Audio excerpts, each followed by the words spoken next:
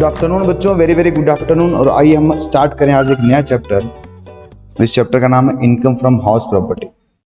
आपके पास सैलरी के questions MCQ पहुंच गए थे क्या बेटा? बताइए मुझे, क्या आपने सैलरी के एमसीक्यूज वगैरह करने स्टार्ट कर दिए क्या? कल मैं उसके डाउट लूंगा बेटा। जो 30 क्वेश्चंस थे उसमें डाउट जो आपके हैं, जो भी डाउट्स हैं आपको, वो मैं कल लूंगा, आज नहीं लूंगा।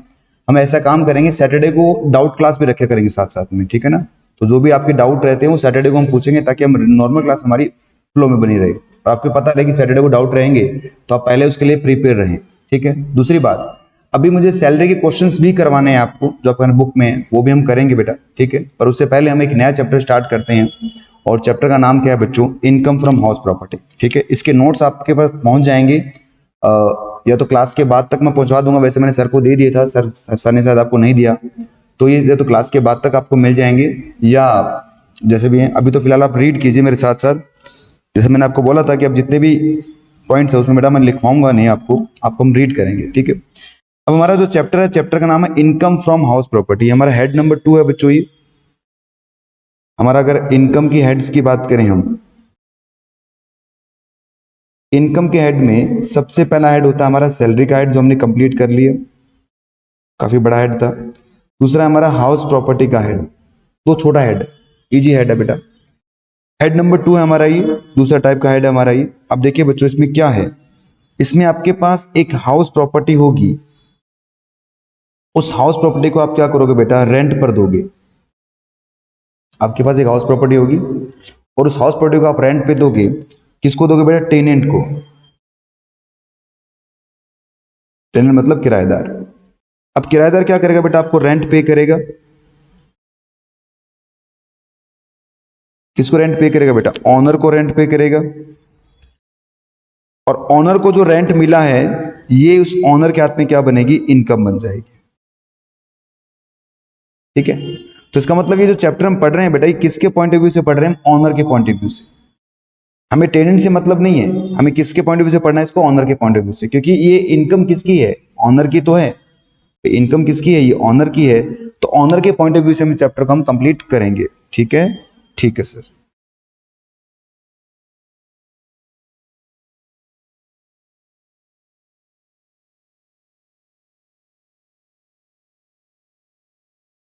तो आइए इस चैप्टर को शुरुआत करते हैं। सबसे पहले चैप्टर का जो नंबर है बच्चों, सेक्शन 22 इसका चार्जिंग सेक्शन है बच्चों, section 22। Sir section 22 charging section का मतलब कैपिट जो भी आपका इनकम फ्रॉम हाउस प्रॉपर्टी है, वो सेक्शन 22 का चार्जिंग सेक्शन रखती है बेटा। जैसे सेक्शन 15 हमने पढ़ा था सैलरी का, सेक्शन 15 किसका था? हमारा सैलरी का था। वैसे ही सेक्शन 22 किसका है? हाउस प्रॉपर्टी का है, ठीक है? तो चार्जिंग कितना बेटा? हाउस प्रॉपर्टी का सेक्शन 22। चार्जिंग सेक्शन क्या बातें बोलता है? चार्जिंग सेक्शन हमें 4 बातें बताता है। सर 3 लिखिए, वैसे 4 बातें हैं बेटा। पहली बात क्या है कि एसएससी क्या होना चाहिए बेटा? ऑनर होना चाहिए।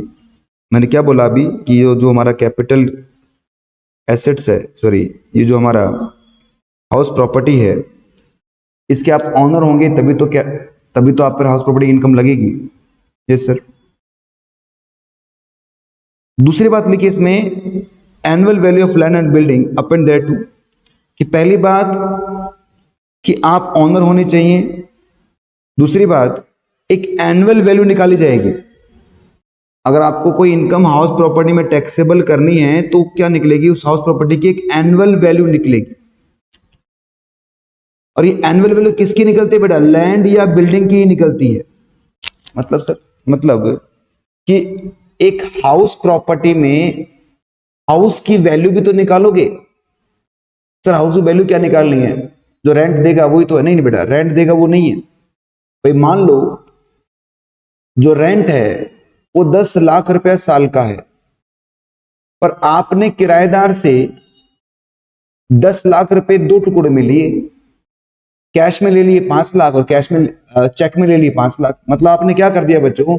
आपने ब्लैक में तो 5 लाख ले लिया और एक नंबर में 5 लाख ले लिया, तो आपने इनकम कम कर दी।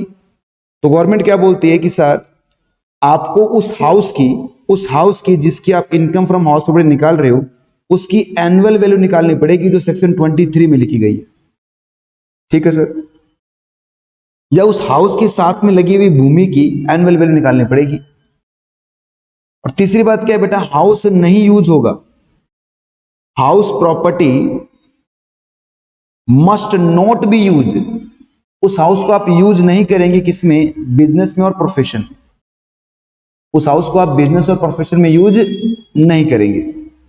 अगर ये तीनों बातें पूरी हो जाएं तो वो जो रेंट मिल रहा है बच्चों, वो रेंट कहां टैक्सेबल हो जाएगा? आपका इनकम फ्रॉम हाउस प्रॉपर्टी में टैक्सेबल हो जाएगा।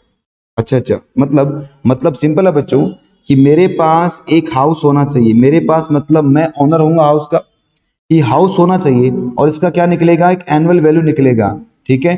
और इस हाउस में मैं क्या नहीं करूंगा? ना तो मैं बिजनेस करूंगा, ना मैं कोई इसमें प्रोफेशन करूंगा, मतलब मेरे काम में यूज नहीं लूंगा मैं, या उसको मैं किराए पर दूंगा सामने वाले को, और उससे जो किराया मिलेगा वो किराया मेरे हाथ में क्या होगा? टैक्सेबल होगा। जो रेंट मुझे मिलेगा बच्चों, वो रेंट क्या होगा? मेरे हाथ में टैक्सेबल हो जाएगा। ठीक है? ये चार्जिंग सेक्शन था आपका। इसमें एक नोट लिखा है बेटा, नोट क्या है देखो, income under house property may be charge irrespective of income actually received और नोट। बता रखा है कि साहब कि आपको हाउस प्रॉपर्टी की जो इनकम है वो रिसीव्ड हो या ना हो तो भी टैक्सेबल हो जाएगा। मतलब सर, मतलब देखो बेटा मैं आपको बताता हूं, ये मेरा एक हाउस है जो मैंने रेंट पे दिया, और इसका साल का रेंट है बेटा 20 लाख रुपए का। ठीक है? तो जो टेनेंट है, जो भी टेनेंट है बेटा, जो इस हाउस में रह रहा है, जो इसमें कुछ भी कर रहा है, वो मुझे कितना पेमेंट कर रहा है? 20 लाख रुपए। तो मेरी इनकम कितनी बन गई बेटा? 20 लाख इनकम बन गई मेरी, तो मुझे 20 लाख का टैक्स देना पड़ेगा। तो मैं क्या बोलता हूँ मेरे टेनेंट को? मैं टेनेंट को बोलता हूँ, टेनेंट एक काम कर, तू मुझे चेक के थ्रू सिर्फ 4 लाख रुपए दे, बाकी 16 लाख मुझे तू कैश में दे दे। हम ये बोलेंगे कि इसने सिर्फ 4 लाख ही दिया है, और 4 लाख पे हम क्या दे देंगे? फिर टैक्स पे करेंगे। ये मैंने दिमाग लगाया। टेनेंट ने कहा ठीक है साहब, मुझे तो रेंट देना है, मुझे तो 20 लाख देना है, 16 लाख कैश ले लो, 4 लाख ऐसे ले लो, मुझे क्या फर्क पड़ता है। और मैंने क्या किया बेटा, गवर्नमेंट को ये बोला कि साहब मुझे 4 लाख ही मिला है रेंट का, हाउस का रेंट 4 लाख ही मिला, बाकी तो मिला ही नहीं। तो गवर्नमेंट कहती है कि आपको कितना मिला इससे हमें मतलब नहीं है, आपको कितना मिला इससे हमें मतलब नहीं है, आपका जो टैक्स होगा बच्चों वो 20 लाख ही होगा। मतलब जो एनुअल वैल्यू निकाला जाएगा वही क्या होगा? आपका टैक्सेबल हो जाएगा। जो भी एनुअल वैल्यू निकाला जाएगा वही क्या होगा? टैक्सेबल हो जाएगा।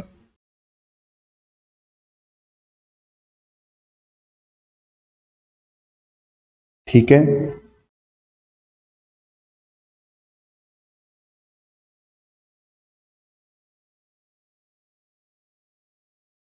तो बोली समझ में आया क्या आपको? क्या आपकी बात समझ में आया? कि छोटी सी बात बताइए ना बेटा।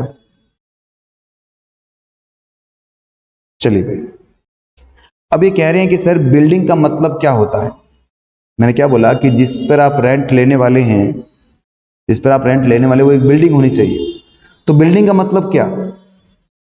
बिल्डिंग में बेटा जितनी भी रेजिडेंशियल बिल्डिंग है वो भी शामिल हो जाएगी, चाहे वो फैक्ट्री हो, चाहे वो ऑफिस हो, चाहे वो शॉप हो, चाहे वो गोडाउन हो, चाहे वो मॉल हो, हॉल हो, डांस क्लब हो, थिएटर हो, सिनेमा हॉल हो, कुछ भी हो, ये सब बिल्डिंग है।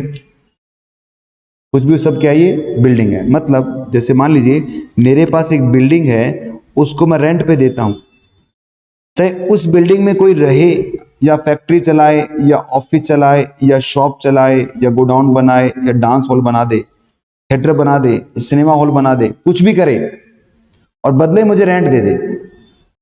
ये नहीं है कि साहब हाउस प्रॉपर्टी का मतलब रहने वाली बिल्डिंग होती है केवल, नहीं सर। मेरे पास एक प्रॉपर्टी है, एक दुकान है, या फिर एक मेरे पास गोडाउन है, मेरे पास एक सिनेमा हॉल है, मेरे पास एक हॉल है, उसको मैंने किराए पे दिया और उससे जो रेंट मिला है मुझे वो टैक्सेबल है। तो इसका मतलब रेंट मुझे चाहे वो हाउस प्रॉपर्टी से रहने वाले से मिले, चाहे रेंट मुझे फैक्ट्री से मिले, रेंट मुझे जो ऑफिस बना के दे दिया उससे मिले, उससे फर्क नहीं पड़ता, ये सब क्या होगा आपका टैक्सेबल हो जाएगा।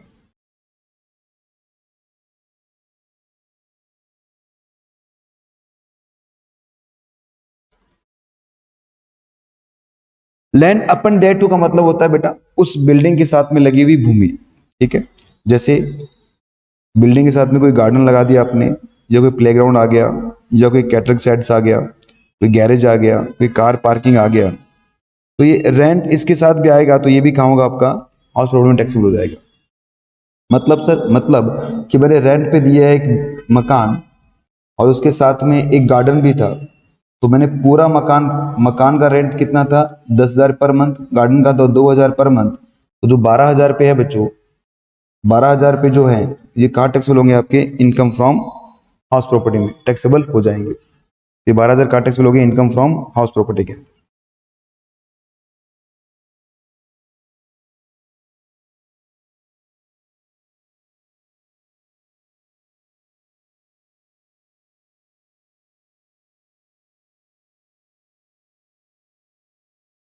ठीक है।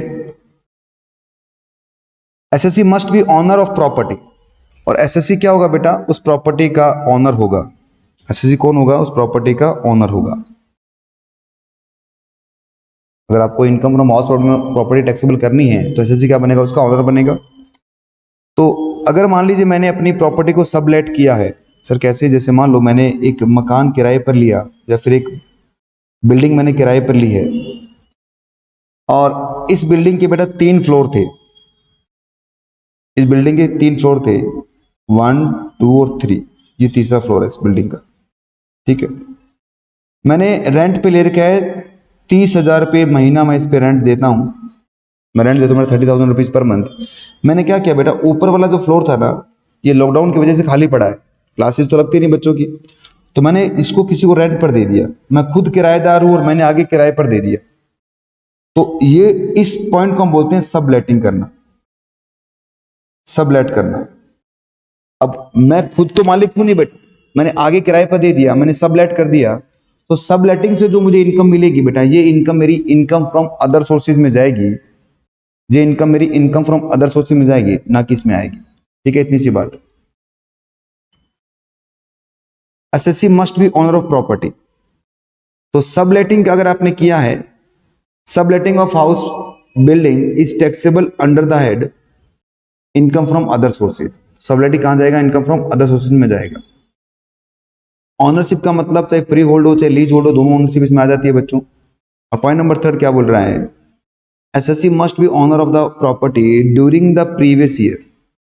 भाई मैं किसी प्रॉपर्टी का ओनर कब होऊंगा, प्रीवियस ईयर में होऊंगा। It is not material whether he is the owner in the previous year assessment year or not. मतलब जिस समय प्रॉपर्टी मैंने किराए पर दी है ना, उस समय उसमें ओनर होना चाहिए मैं। अगर बाद में कभी मैं ओनर नहीं हूं तो भी ये इनकम कहां टैक्सेबल होगा, आपका हाउस प्रॉपर्टी टैक्सेबल हो जाएगा। ये सारी बातें जो हमने अभी तक पढ़ी बेटा, ये सब थ्योरेटिकल बातें हैं, एग्जाम पॉइंट ऑफ व्यू से इसका कोई रेलेवेंस इतना नहीं है बच्चों। सिर्फ एक छोटा सा पॉइंट यहां पर है जो मैंने लिखा है यहां पर, यहां से आपका एमसीक्यू बन सकता है बस।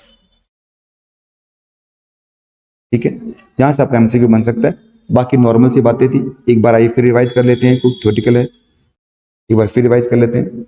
सबसे पहले सेक्शन 22 हमारा किसका, चार्जिंग सेक्शन है हाउस प्रॉपर्टी का। 3 बातें उसमें होनी चाहिए बच्चों। सबसे पहली बात क्या लिखी कि assessee must be owner, assessee क्या होगा, ऑनर होगा। ठीक है,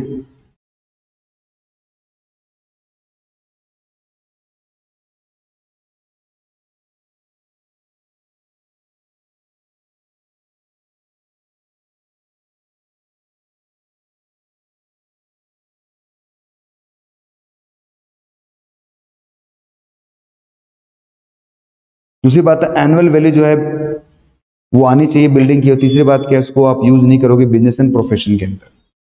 फिर मैंने बताया आपको कि इनकम चाहे आपकी कितनी मिली हो, आपको उसको अक्रूवल बेसिस पे टैक्स देना पड़ेगा। बिल्डिंग का मतलब केवल रेजिडेंशियल बिल्डिंग नहीं बेटा, फैक्ट्री भी, ऑफिस भी, शॉप, गोडाउन, हॉल, थिएटर सब आ जाएगा। जिसे बताया कि अगर कोई गार्डन प्लेग्राउंड वगैरह भी है वो भी इस बिल्डिंग में आएंगे, उसका भी इनकम कहाँ टैक्सेबल होगा, आपका हाउस प्रॉपर्टी टैक्सेबल हो जाएगा। एसएससी ऑनर होना चाहिए। अगर आपने सब लेट किया प्रॉपर्टी को तो सब लेटिंग इनकम कहाँ जाएगी, आपकी इनकम फ्रॉम अदर सोर्सेज में जाएंगी। ये एमसीक्यू में आ सकता है बेटा। ऑनरशिप का मतलब चाहे फ्री होल्ड हो चाहे लीज होल्ड हो। Assessee must be owner of the property during the previous year. It is not material whether he is the honour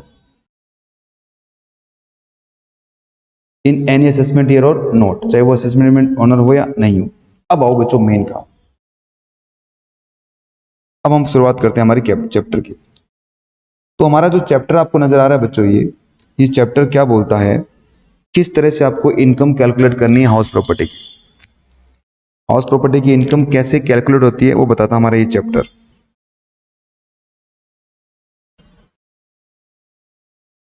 एक बार देखिए आप,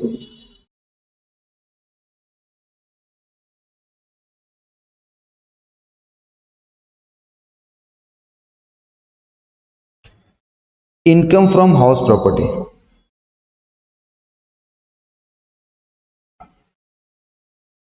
कैसे कैलकुलेट करनी है आपको, इनकम फ्रॉम हाउस प्रॉपर्टी। सबसे पहले आपको ग्रोस एनुअल वैल्यू ढूंढना पड़ेगा।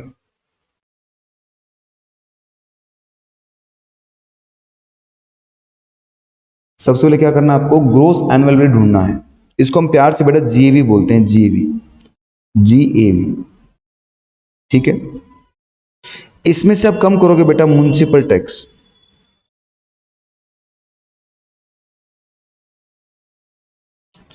जो पेड किसने किए हैं, paid by honour. Municipal tax जो ऑनर ने पेड किए हैं वो इसमें से माइनस कर दीजिए आप। जो बच गया बच्चों उसे हम बोलते हैं नेट एनुअल वैल्यू। ऊपर ग्रोस है, नीचे क्या आएगी, net annual value.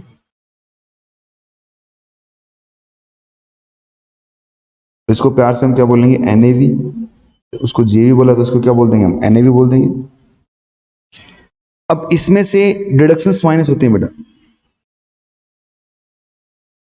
Under section 24 की दो डिडक्शंस है। पहली है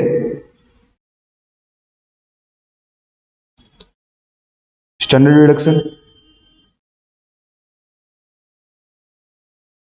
ठीक है, जो कितनी होती है कि जो भी आपकी एनएवी होगी, ये जो एनएवी है ना बेटा, जो भी एनएवी होगी उसका 30%, ये फिक्स है बच्चों, ये फिक्स है, ये माइनस हो जाएगा इसमें से। फिर सेकंड नंबर पे क्या आएगा, सेकंड नंबर पे क्या आएगा,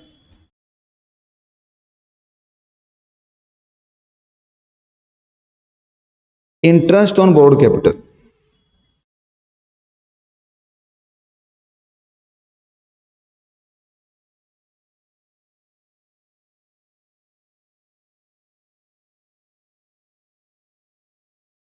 अगर ये दोनों चीज माइनस कर दूं इसमें तो ये आएगा बेटा मेरा इनकम फ्रॉम हाउस प्रॉपर्टी। बस मुझे आपको यही बताना है, ये फॉर्मेट बढ़ाना है, बस इतना सा काम है। अगर आपने ये फॉर्मेट पढ़ लिया तो काम कंप्लीट हो गया हमारा। मतलब एक बार फिर देखो बेटा, सबसे पहले क्या होता है, जीएवी होता है, उसमें से माइनस क्या करेंगे हम, म्युनिसिपल टैक्स माइनस करेंगे। फिर क्या आएगा आपका, एनएवी आएगा, उसमें माइनस करेंगे हम अंडर सेक्शन 24 डिडक्शन। पहले कितनी है, जनरल डिडक्शन, कितना, एनएवी का 30%। और दूसरा कितना आएगा बेटा इसमें, दूसरा क्या होगा आपका, इंटरेस्ट ऑन बोर्ड कैपिटल। तो ये क्या होगा आपका, टैक्सेबल हाउस प्रॉपर्टी। एक बार फिर देखते हैं, सबसे पहले क्या आएगा, जीएवी आएगा, माइनस क्या करोगे आप, म्युनिसिपल टैक्स माइनस कर दोगे इसमें से। ये क्या आ गया आपका, एनएवी आ गया, माइनस क्या करोगे आप, अंडर सेक्शन 24 में 30% ऑफ एनएवी। और दूसरा क्या होगा बेटा इसमें,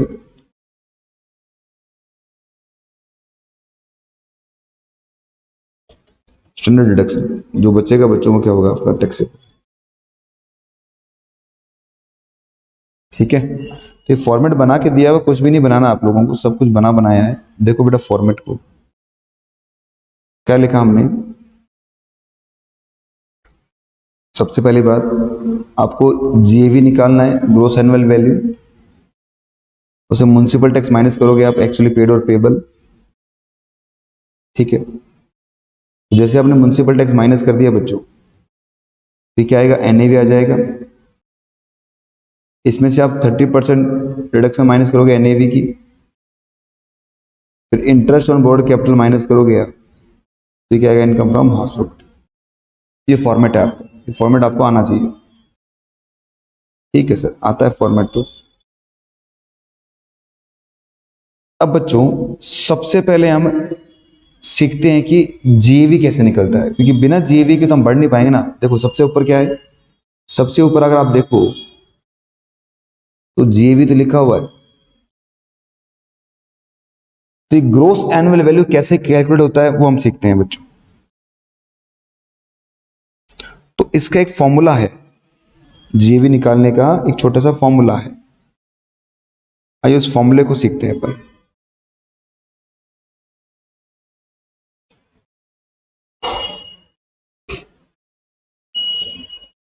देखना आपको है,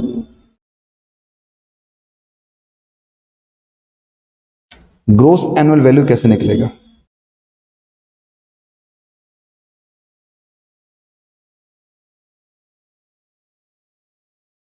सबसे पहले क्या करना बच्चों आपको, सबसे पहले म्युनिसिपल वैल्यू देखनी है। ये क्वेश्चन में गिवन होगी बेटा, क्वेश्चन में दी जाएगी म्युनिसिपल वैल्यू और फेयर रेंटल वैल्यू। ये भी क्वेश्चन में दी जाएगी। इन दोनों में जो भी हायर होगा, इन दोनों में जो भी हायर होगा वो आपको देख लेना है, ठीक है। फिर इसमें से आप माइनस करोगे, मतलब ये जो वैल्यू आ गया ना बेटा, स्टेप 1, इसको कंपेयर करोगे आप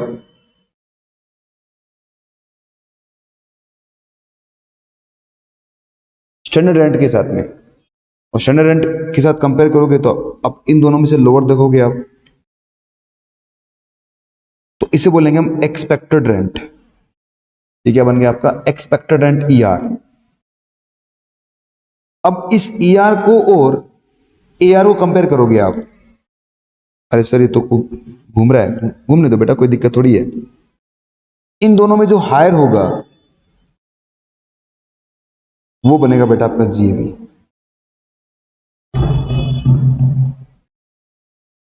सबसे पहले तो बेटा हम ईआर निकालना सीखते हैं, छोड़ो उसको, सिर्फ ईआर निकालना सीखते हैं, मतलब एक्सपेक्टेड रेंट निकालना सीखते हैं। फॉर्मूला क्या बोलता है,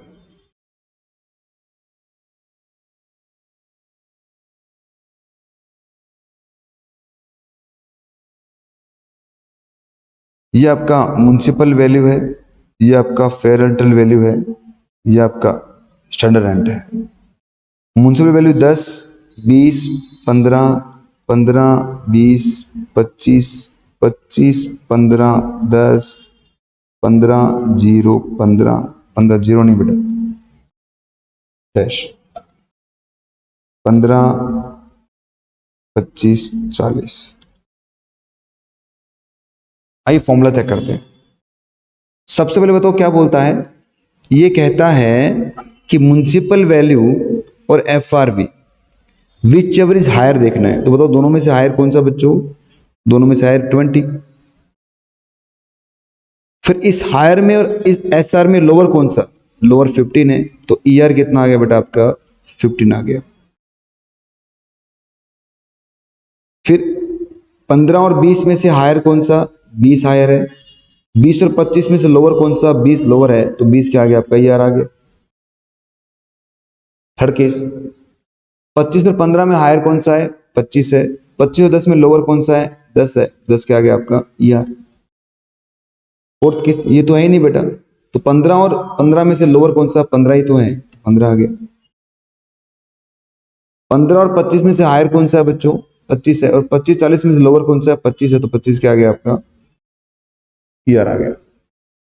तो ईआर निकालने का फॉर्मूला सिंपल सा है बच्चों, एक तो म्युनिसिपल वैल्यू और FRV, इन दोनों में ज़्यादा हो, जो भी हायर होगा वो देखना आपको। और जो अमाउंट आपका आएगा, जो भी अमाउंट आएगा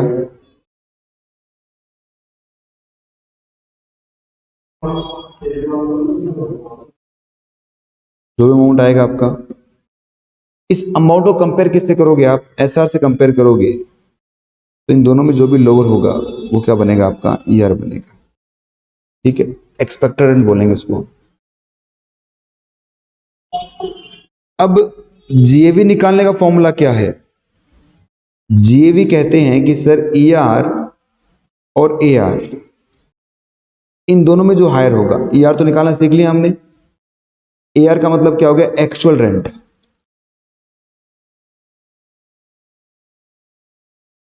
इन दोनों में जो हायर होगा, इन दोनों में जो हायर होगा वो क्या बनेगा? GAV बनेगा।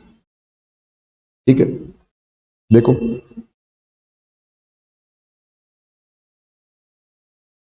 सबसे पहले इधर देखो बेटा, स्टेप नंबर 1,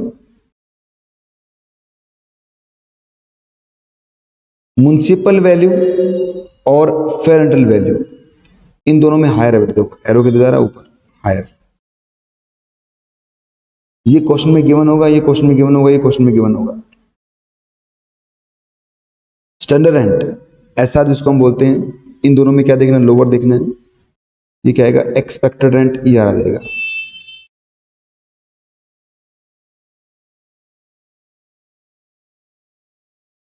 फिर स्टेप नंबर 3 आएगा बच्चों, एक्चुअल रेंट, रिसीव्ड और रिसीवेबल और हायर। मतलब इस एक्सपेक्टेड रेंट में और एक्चुअल रेंट में जो दोनों हायर होगा, इसमें और इसमें, ये क्या बनेगा आपका? GAV बन जाएगा। अब बात ये उठती है कि सर ये जो एक्चुअल रेंट, इसका मतलब क्या होता है? तो यहां पर समझा रखा है मैंने।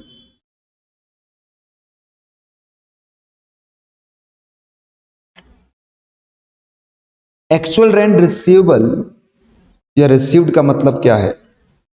Actual rent for late out period, less क्या करोगे इसमें? जितना भी आपका अनरिलाइज रेंट है बच्चों, जो आपका अनरिलाइज रेंट है वो क्या करोगे? इसमें से लेस कर दोगे आप, तो ये क्या होगा आपका? एक्चुअल रेंट हो जाएगा। मतलब कि सर जितना आपको मिलना चाहिए था रेंट, उसमें जितना डूब गया, अनरिलाइज का मतलब क्या होगा? डूब गया रेंट, वो माइनस कर दो आप, तो ये क्या होगा? एक्चुअल रेंट आ जाएगा।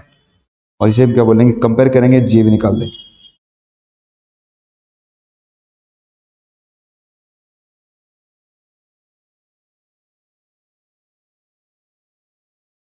ठीक है, अब इस पे क्वेश्चन मैंने दे नहीं दे रखा, हमारी बुक में से क्वेश्चन करेंगे अपन।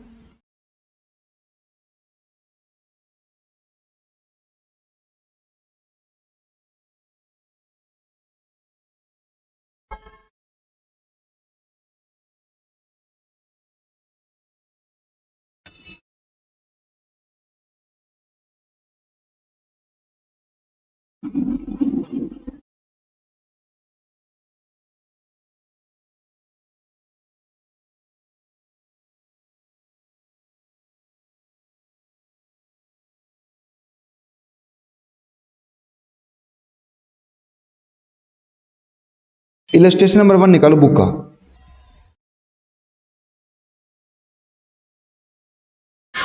Mr. X is the owner of the 3 houses which are all let out and not governed by the Rent Control Act. From the following particular, find out the GAV, gross annual value,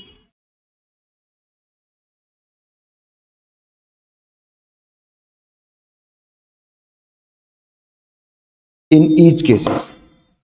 सारे cases में आपको GAV ढूंढ के बताना है कि sir बता देंगे ढूंढ के, ये बड़ी चीज थोड़ी है।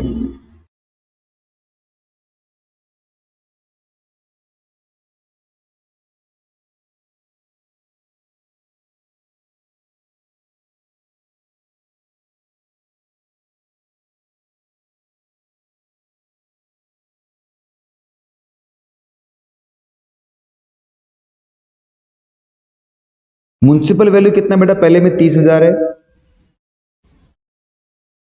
एक्चुअल रेंट कितना आपका 32,000 है, और फेयर रेंट कितना 36,000 है। तो म्युनिसिपल वैल्यू और फेयर रेंट दोनों में हायर कौन सा बच्चों, हायर कौन सा आपका, हायर हो गया आपका 36,000। तो 36,000 क्या बन चुका है आपका, ईआर बन चुका है। ईआर और एआर, बताओ एआर कितना है, ये तो एआर आपका, ये ईआर है। इन दोनों में हायर, इन दोनों में हायर कौन सा बच्चों, 36,000, 36,000 क्या आ गया आपका, जीएवी आ गया।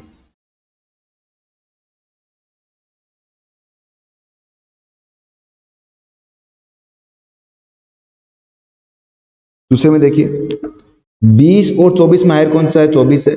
एसआर तो दे ही नहीं रखा, ऊपर लिखा ना रेट कंट्रोल एक्ट है नहीं। अब ये आ गया आपका ईआर और ये आ गया आपका एआर, इन दोनों में हायर कौन सा बच्चों, 28,000, 28,000 क्या आ गया आपका, हाउस 2 की जीएवी आ गई।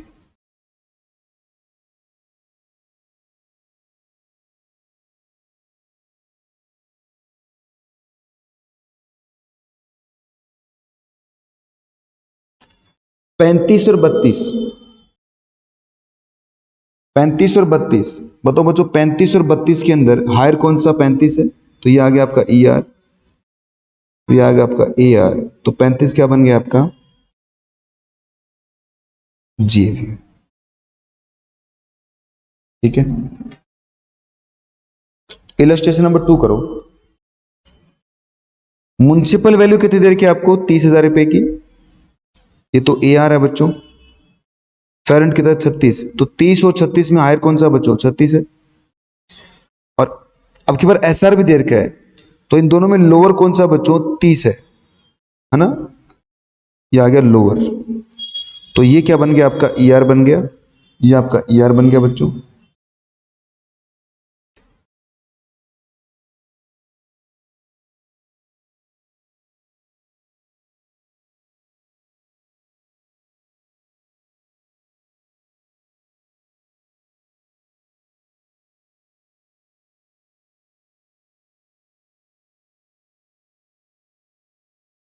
तो एआर और ईआर में ये तो हो गया आपका एआर 40,000 और ईआर कितना 30,000, दोनों में हायर कौन सा बच्चों, 40,000, तो 40,000 क्या बन गया आपका, जीएवी। तो पहले केस में जीएवी कितना रहा आपका, 40,000। दूसरा केस म्युनिसिपल कितना है, 26,000 है, स्टैंडर्ड रेंट कितना बेटा, सॉरी एफआर कितना आपका 28 है, दोनों में हायर कौन सा 28 है, एसआर कितना 35 है, दोनों में लोअर कौन सा 35, तो ये क्या बन गया आपका ईआर बन गया, ये आपका एआर है। तो ईआर और एआर में हायर कौन सा बच्चों, एआर हायर है, तो इसका मतलब इस केस में कितना आएगा, 30,000। ये जीएवी बता रहा हूं आपको मैं। तीसरा केस म्युनिसिपल वैल्यू 35,000 है बेटा, और यहां पर कितनी देर की है, 30,000, हायर कौन सा 35,000, स्टैंडर्ड रेंट कितना 36 है, और ये 35 है, तो बेटा ईआर क्या बनेगा, 35 बन जाएगा। एक्चुअल रेंट कितना आपका 32 है, तो हायर कितना आएगा बेटा, ये 35 आएगा।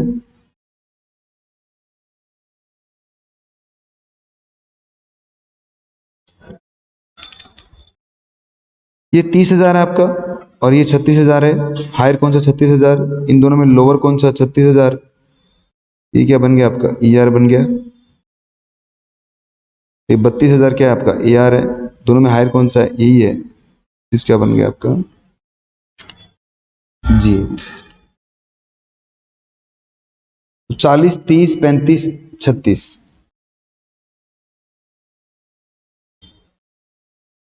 40, 30, 35 और 36।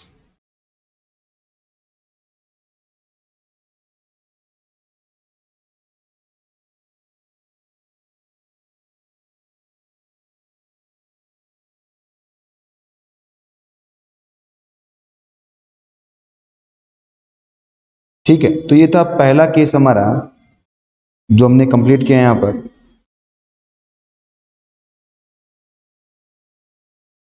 ये प्रॉपर्टी नंबर कौन से बच्चों आपकी, ये प्रॉपर्टी नंबर 1 है, जहां प्रॉपर्टी को आप लेट आउट करते हैं, किराए पे देते हैं।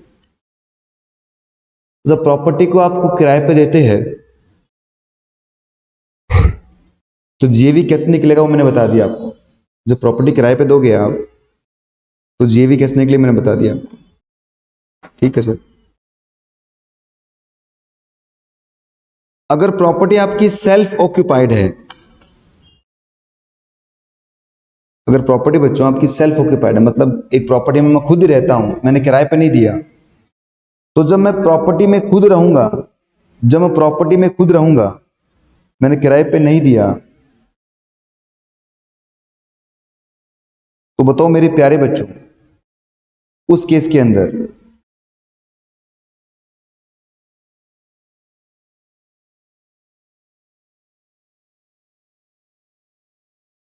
अंदर मुझे रेंट तो मिलेगा नहीं।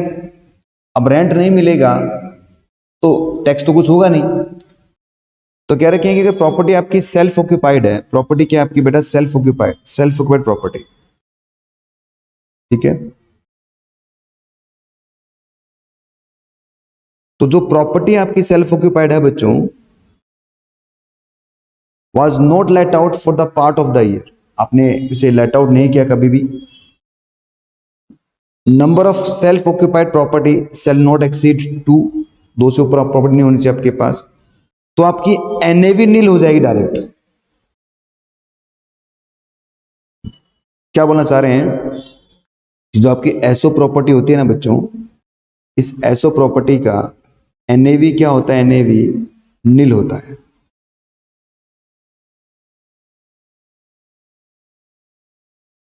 एसओ प्रॉपर्टी का एनएवी क्या होता है, नील होता है। एनएवी कैसे निकलता है कि sir GAV minus municipal tax. तो यहां पर डायरेक्ट इश्यू को क्या कर दिया बेटा, एनएवी को क्या कर दिया, नील कर दिया। कब नील होगा, यदि प्रॉपर्टी आपने पूरे साल कभी किराए पर नहीं दिया, आपने note let out for part of the year, और number of self occupied property cell not exceed 2, 2 से ऊपर आपके पास सेल्फ ऑक्यूपाइड प्रॉपर्टी नहीं है, तो उस केस के अंदर जो आपका एनएवी होगा वो क्या होगा, नील माना जाएगा। ठीक है सर।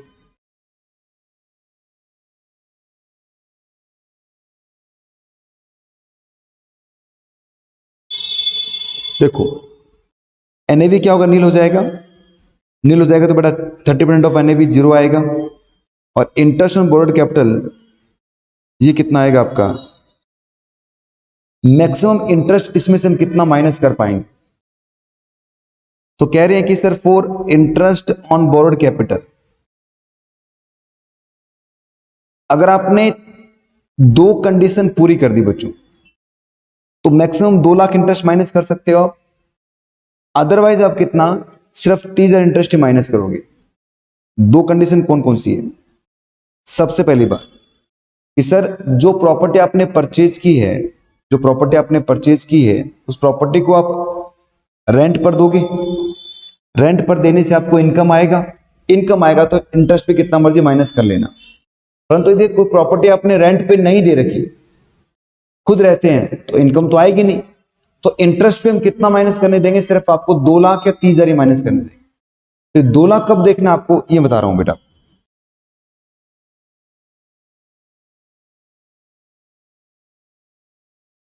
तो 2 लाख आपको कब देखना है, मैं ये बता रहा हूं।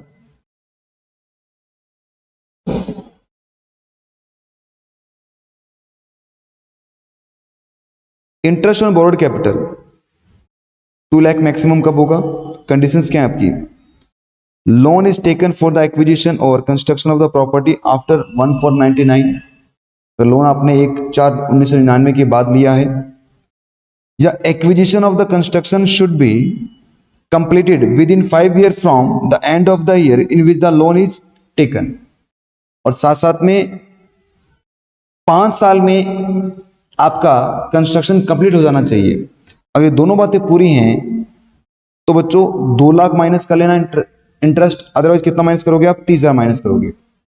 ठीक है, मतलब कि अगर आपने if the condition given 2 lakh is not satisfied, या loan taken for the repair of maintenance, आपने कंस्ट्रक्शन के लिए लोन ले लिया, रिपेयर के लिए लोन लिया है, या फिर आपका प्रॉपर्टी कंप्लीट नहीं हुआ है 5 साल के अंदर, या फिर आपने लोन कब लिया है 1/4/1999 से पहले लिया है, तो उस केस में कितना आएगा 30,000, अदरवाइज कितना होगा 2 लाख। तो कितना माइनस होगा, आप 2 लाख माइनस में कर सकते हैं इसमें। तो हमने क्या देखा बेटा, देखो समझाता हूं आपको मैं, कि मेरे पास एक प्रॉपर्टी है,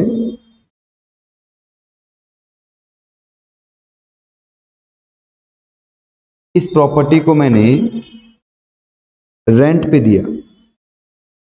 रेंट पे देने से मेरा रेंट जो आएगा, उस रेंट में से आप म्युनिसिपल टैक्स भी माइनस करोगे, उसमें से आप 30% डिडक्शन भी माइनस करोगे, और उसमें से आप इंटरेस्ट ऑन लोन भी माइनस करोगे। कि प्रॉपर्टी को बनाने के लिए, इस प्रॉपर्टी को कंस्ट्रक्शन करने के लिए मैंने कोई बैंक से लोन लिया, उसका इंटरेस्ट है वो भी माइनस कर लोगे आप।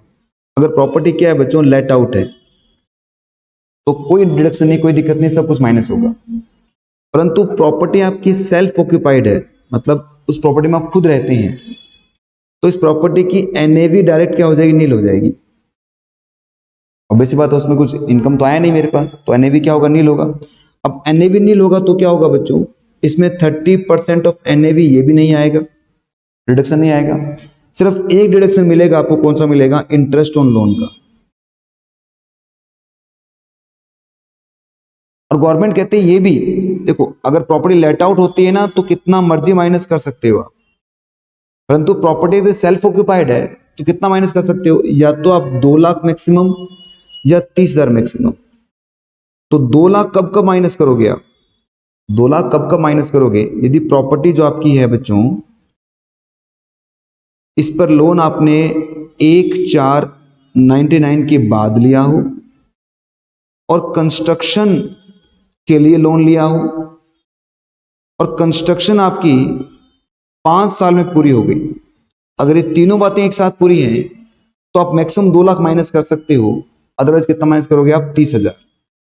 मतलब या तो लोन आपने 1/4/99 से पहले लिया हो, 1/4/99, या कंस्ट्रक्शन के लिए नहीं बेटा, रिपेयर के लिए लोन लिया हो आपने, दूसरी बात। और तीसरी बात बोल रहे हैं कि, तीसरी बात ये बोल रहे हैं कि अगर आपने कंस्ट्रक्शन 5 साल में पूरा नहीं किया है, तो इन तीनों केस के अंदर क्या होगा, 30% हो जाएगा। ठीक है ना, फिर देख लेते हैं।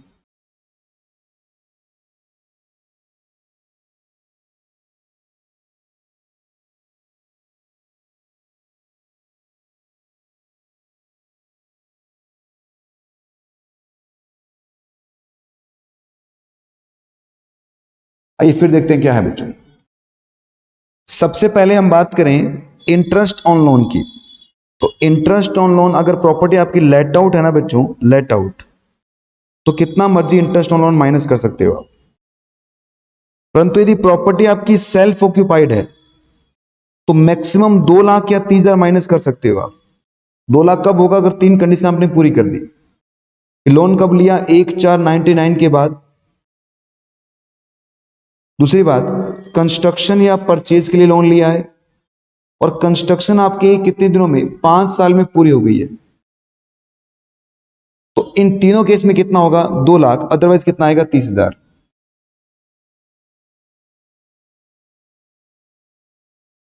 ठीक है, तो ये आपकी प्रॉपर्टी नंबर 2 है, जो सेल्फ ऑक्यूपाइड की आपने। पहले थी प्रॉपर्टी नंबर 1, जो आपने क्या कर रखी है बेटा, लेट आउट कर रखी है। तो आइए इस पे क्वेश्चन करके देखते हैं।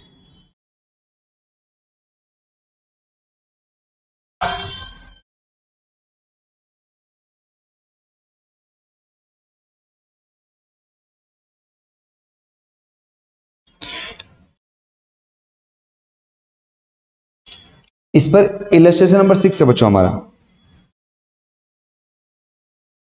Mr. R on a house property which used the residential purpose throughout the previous year. Mister R के पास एक हाउस प्रॉपर्टी है बेटा, जिसमें वो खुद रहते हैं। म्युनिसिपल वैल्यू दे रखा है, फेयर रेंटल दे रखा है, कोई मतलब की बात नहीं बेटा। क्यों सर, क्योंकि अगर प्रॉपर्टी आपकी रेजिडेंशियल पर्पज के लिए है, तो उसका एनएवी क्या होता है, डायरेक्ट नील होता है, 0। म्युनिसिपल टैक्स पे किया, कोई फर्क नहीं पड़ेगा, रिपेयर का फर्क नहीं पड़ेगा, डेवलपमेंट में फर्क नहीं पड़ेगा। इंटरेस्ट ऑन बोर्ड कैपिटल कितने, 2 लाख, लोन कब लिया आपने, लोन टेकन किया 1/1/2005 को, और हाउस परचेज कब किया, 1/5/2006 को। ठीक है, अब इस केस में क्या होगा बच्चों, इस पर आप मैक्सिमम 2 लाख इंटरेस्ट माइनस कर सकते हैं। इसका मतलब लॉस फ्रॉम हाउस प्रॉपर्टी कितना आएगा, 2 लाख। परंतु यदि आपने 11BAC ऑप्ट कर रखा है, ये क्या होता है बेटा, हम आगे जाके पढ़ेंगे, उसको भी यहाँ पर नहीं पढ़ा रहा, उसमें एक साथ सारे सेक्शन मिला के पढ़ाऊंगा बेटा। तो 115BAC आपने ऑप्ट कर रखा है, तो उस केस के अंदर आपको इंटरेस्ट का डिडक्शन नहीं मिलेगा, ये बता रहे हैं बेटा। ठीक है, BAC कर रखा आपने, तो उस पर इंटरेस्ट डिडक्शन आपको नहीं मिलेगा।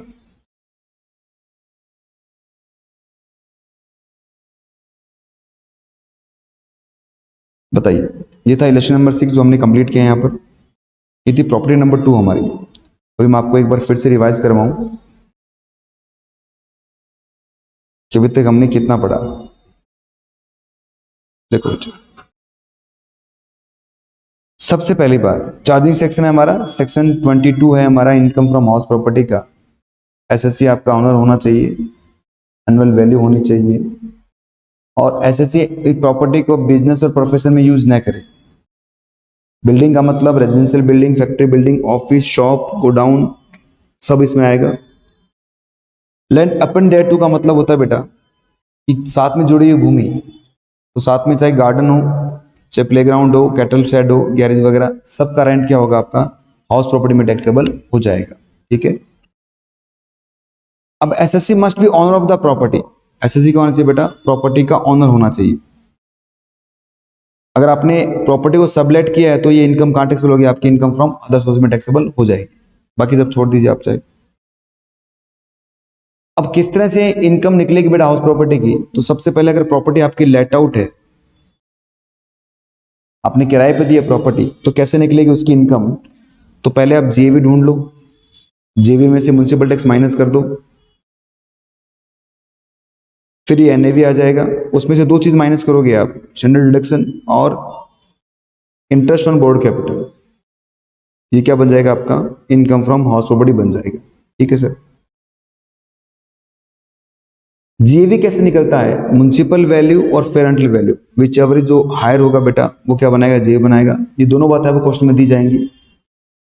फिर स्टैंडर्ड रेट में से माइनस करोगे तो क्या बनेगा, ये ईआर बनेगा, और ईआर को कंपेयर किससे करोगे बेटा, आप ईआर से कंपेयर करोगे तो ये क्या बन गया आपका, जीवी बन गया। इन दोनों में हायर देखोगे आप तो क्या बन जाएगा, ये जीवी बन जाएगा।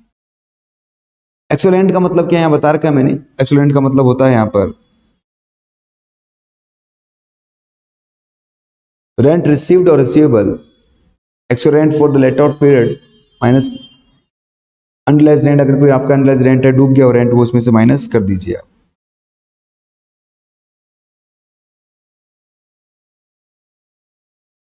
ये थी पहली प्रॉपर्टी। दूसरी प्रॉपर्टी बेटा आपकी सेल्फ ऑक्युपाइड प्रॉपर्टी। अब जो आपकी सेल्फ ऑक्युपाइड प्रॉपर्टी, इसका मतलब क्या हो गया, ऐसी प्रॉपर्टी जो अपने पूरे साल आप खुद रहते हैं उसमें, किराए पे नहीं दिया आपने किसी को भी, उसे बोलते हैं सेल्फ ऑक्युपाइड प्रॉपर्टी। तो सेल्फ ऑक्युपाइड प्रॉपर्टी की जो एनएवी होती है बच्चों, वो नील होती है, करेक्ट, एनएवी नील होती है। सिर्फ उसमें से आप क्या माइनस करते हो, आप interest on board capital.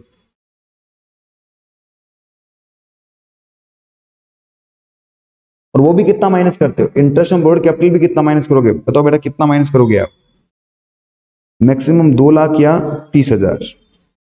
2 lakh कब होगा, जब तीनों बातें पूरी हो जाए। पहली बात, लोन आपने 1/4/99 के बाद लिया हो, कंस्ट्रक्शन या परचेज के लिए लोन लिया हो, और तीसरी बात क्या है बच्चों, कंस्ट्रक्शन आपका 5 साल के अंदर कंप्लीट हो जाए। देखो लिखी हुई है, 2 लाख कब आएगा, लोन टेकन फॉर एक्विजिशन या कंस्ट्रक्शन ऑफ प्रॉपर्टी, और आफ्टर 1/4/99 एक्विजिशन ऑफ कंस्ट्रक्शन 5 साल में हो जाना चाहिए आपका, तब 2 लाख। अदरवाइज क्या होगा बेटा, 30,000। अदरवाइज का मतलब क्या हो गया, अदरवाइज का मतलब क्या हो गया यहाँ पर कि कंडीशन जो आपकी है बेटा, पहली सेटिस्फाई नहीं है या दोनों सेटिस्फाई नहीं है, या लोन आपने मेंटेनेंस के लिए लिया है, तो में से कितना देखोगे आप, 30,000 देखोगे। देखो बच्चों, ये जो मैं है ना इंटरेस्ट वाला, मैंने काफी समय लगा रहा हूँ इसके ऊपर। मैं क्यों लगा रहा हूँ, क्योंकि ये एमसीक्यू में पूछते हैं, ये एमसीक्यू में आपसे पूछते हैं। ठीक है। तो चलिए आज के लिए अपनी क्लास को हम यहीं तक रखते हैं और मिलते हैं अगली क्लास में। तो तब तक के लिए बाय बच्चों, क्वेश्चन कर लेना आप, ठीक है, क्वेश्चन कर लेना सैलरी वाले।